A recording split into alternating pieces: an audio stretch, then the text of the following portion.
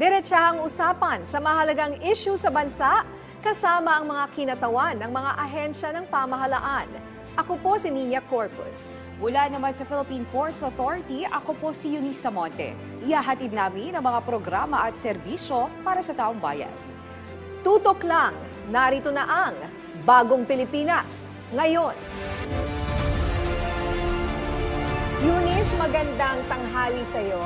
Alam natin na isa sa pinaka-busy, no? Lalo na kapag panahon ng holiday o long weekend, ang Philippine Ports Authority. Kaya ang tanong namin, kumusta naman ang paghahanda ng PPA para sa long weekend at sa undas? Actually, ito nga, inaasahan natin ngayon sa Philippine Ports Authority ang 1.4 milyon na mga pasahero po mula po yan Oktubre 27 hanggang November 5. Ibig sabihin po, tayo ay bumabalik na doon sa pre-pandemic numbers natin ng mga pasahero dahil mas maluwag na po ngayon yung restriction at karamihan din po sa ating mga kababayan sinasamantala na itong long weekend, syempre. At ito pong para makaboto po sila, no, ang ilan po sa ating mga kababayan ay uuwi na. So kami po, nagpalabas na po si Philippine Ports Authority General Manager Jay Santiago ng no-leave policy.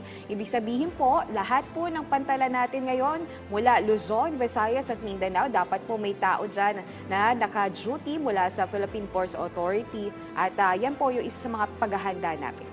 Sabi mo nga, Eunice, na may 1.4 million na pasahero kayong inaasahan ngayon.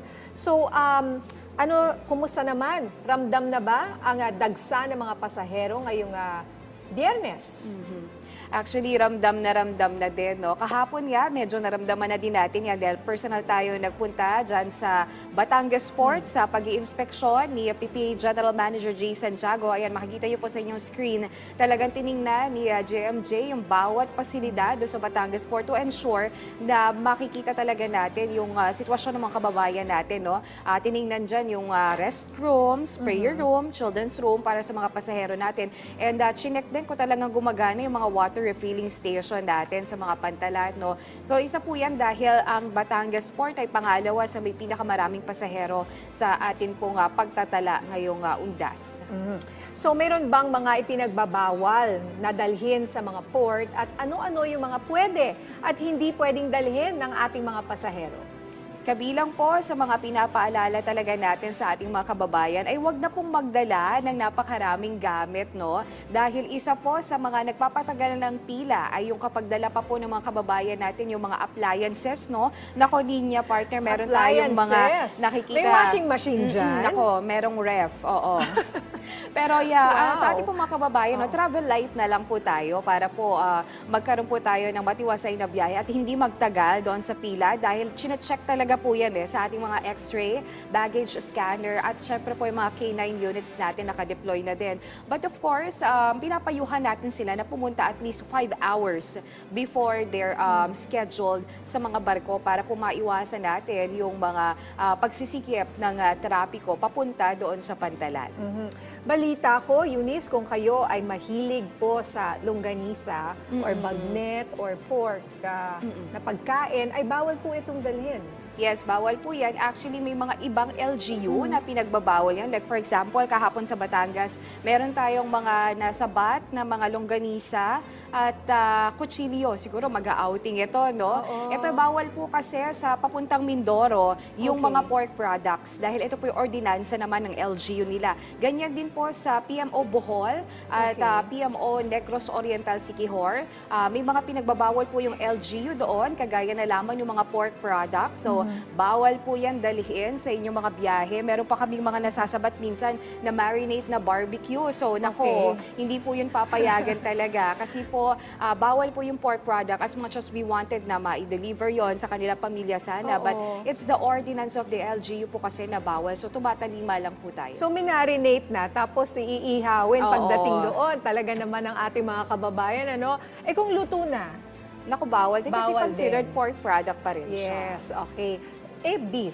Dami kong tanong, no? Pero Beef? para na rin sa kanila, baka may magdala ng para beef nagluluto or isda. tayo. Beef pwede naman po, Pwede no? naman. Oo, wala naman. Yung mga pork lang talaga kasi yung sa Okay. ASF, yun yung pinangangabahan ng ibang LGU. At matatalim na objects Matatalim like na knife. bagay. Oo. Actually, kahapon meron tayong mga nakikita na nagdala ng tari ng manok, 'di ba? Kasi mukhang dadali nila sa probinsya sa kayong mga kutsilyo na matalas, Oo. pero ang ending talaga iniwan na lang sa pantalan kasi nga po hindi talaga po papayagan dahil deadly weapon 'yan. Yes. At paalala ko na rin Ninya, yung mga kababayan natin, wag na po kayong magdala ng gas, yung mga lutuan po kasi po may mga Delikado nasasabat din po yan. tayo na Oo. lutuan, yung mga butane sa kayong mga gas. Okay. So ito po yung flammable material considered po 'yan. So iiwan lang din po talaga 'yan. Ayan ha. So I hope nailista nyo yung mga bawal at hindi bawal or baka naman meron silang website na pwedeng puntahan, Eunice, para makita nila kung ano yung mga pwede at hindi pwedeng dalhin para hindi na hassle.